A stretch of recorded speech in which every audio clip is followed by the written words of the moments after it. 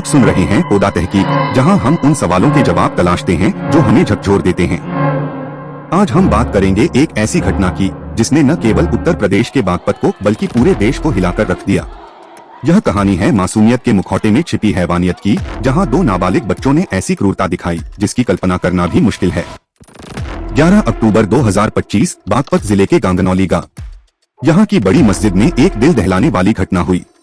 मस्जिद के इमाम इब्राहिम की बीवी इसराना, उनकी 5 साल की बेटी सोफिया और 2 साल की बेटी सुमैया की बेरहमी से हत्या कर दी गई। हत्यारे कोई और नहीं बल्कि 14 और 15 साल के 2 नाबालिग लड़के थे जो मस्जिद में ही पढ़ने आते थे। पुलिस जांच के अनुसार हत्या का कारण बेहद चौंकाने वाला था।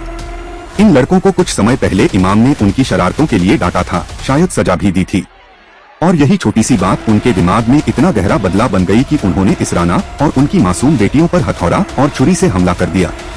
कमरा खून से लथपथ था और मस्जिद के सीसीटीवी कैमरे भी बंद पाए गए जो हत्यारों ने पहले ही निष्क्रिय कर दिए थे। सोचिए, 14 और 15 साल की उम्र, जब बच्चे खेलते हैं, पढ़ते हैं, सपने देखते हैं, उस उम्र में इतनी क्रूरता। यह सवाल हमें परेशान करता है कि आखिर क्या वजह है कि इतने छोटे बच्चों के मन में इतनी हिंसा और नफरत कैसे पनप गई।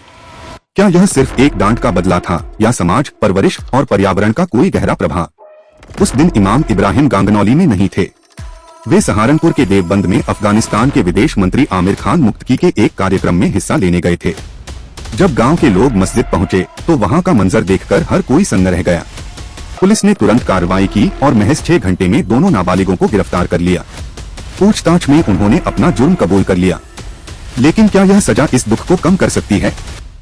यह घटना हमें कई सवालों के सामने खड़ा करती है। क्या हमारी शिक्षा प्रणाली, सामाजिक ढांचा या परिवार बच्चों को सही दिशा देने में कहीं नाकाम हो रहे हैं? क्या छोटी सी डांट को इतना बड़ा अपराध बनाने की मानसिकता को हम समय रहते नहीं पहचान पा रहे? और सबसे बड़ा सवाल, क्या यह घटना इकलौती है? कुछ समय पहले एक मंदिर के पुजारी के परिवार के साथ भी ऐसी ही दुखद घटना हुई थी। क्या यह संयोग है या समाज में कुछ गहरी खामियां हैं? अब मैं आपसे पूछना चाहता हूं, आपके विचार में बच्चों के मन में ऐसी हिंसक प्रवृत्ति क्यों पनप रही है? क्या यह परवरिश का अभाव है, सामाजिक दबाव है या कुछ और?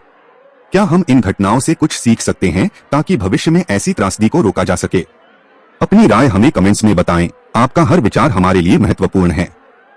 अगर आपको हमारा पॉडकास्ट पसंद आया तो कृपया इसे सब्सक्राइब करें और अपने दोस्तों के साथ शेयर करें। खुद को सुरक्षित रखें और अपने आसपास के बच्चों को प्यार और सही मार्गदर्शन दें।